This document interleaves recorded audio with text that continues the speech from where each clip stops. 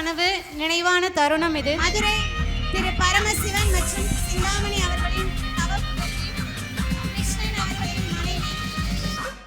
எல்லாருக்கும் என்னைய தெரிஞ்ச அளவுக்கு என் கூட இருந்த நிறைய பேர் உங்களுக்கு தெரியாது.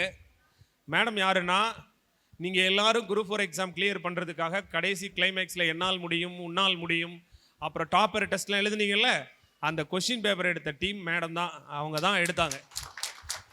எல்லாரையும் உருவாக்கி விட்டு அவங்களும் இன்னைக்கு ஒரு அரசு வேலை கிடைச்சி போயிருக்காங்க. பிறரையும் உயர்த்தி தன்னையும் உயர்த்தக்கூடிய ஒரு வாய்ப்பு வந்து நம்ம நிறுவனத்தில் பணிபுரியும் போது கிடைக்கும். ஏன்னா ஆகாஷ் சாரை தான் தெரியும் எல்லாருக்கும். சாருக்கு பின்னாடி மரம் தெரியும், வேர் தெரியாது. அப்போ அவங்க மனசு இந்த 50 பேருக்கும் மனசில் ஓடிக்கிட்டே இருக்கும். நான் அப்போ அவங்க எல்லார்ட்டையும் ஒரு வார்த்தை சொல்லுவேன். நம்ம செய்கிற வேலையை ஆத்மார்த்தமாக பண்ணும்போது அந்த வேலையிலேயே நமக்கான முன்னேற்றம் உருவாகும். அதான் உண்மை. நம்ம இங்கே கிளாஸ் எடுக்கிறதும் சரி, கொஷின் பேப்பர் ப்ரிப்பேர் பண்ணுறதும் சரி, இந்த வேலையை ஆத்மார்த்தமாக பண்ணினாலே அரை மனசோடு இல்லாமல் நிச்சயமாக உயர்ந்த இடத்துக்கு போக முடியும். அப்படிங்கிறதுக்கு ஒரு நல்ல உதாரணம் தான் பாண்டியலட்சுமி மேடம். அவங்க எல்லாருக்கும் நம்மளுடைய மனமார்ந்த நன்றியே நம்ம டாப் சொந்தங்கள் சார்பாக கொடுத்துக்கலாம். வீட்லேயும் எல்லா வேலையும் பார்ப்பாங்க, படிக்கவும் செய்வாங்க. நைட்லாம் ரொம்ப முடிச்சிருந்து படிப்பாங்க. படித்ததுக்கான விளைவு தான் இவ்வளோ பெரிய வேலை.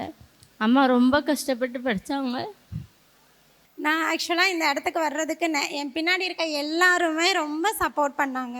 ஸோ அதில் வந்து நான் இவங்க தான்லாம் சொல்ல முடியாது.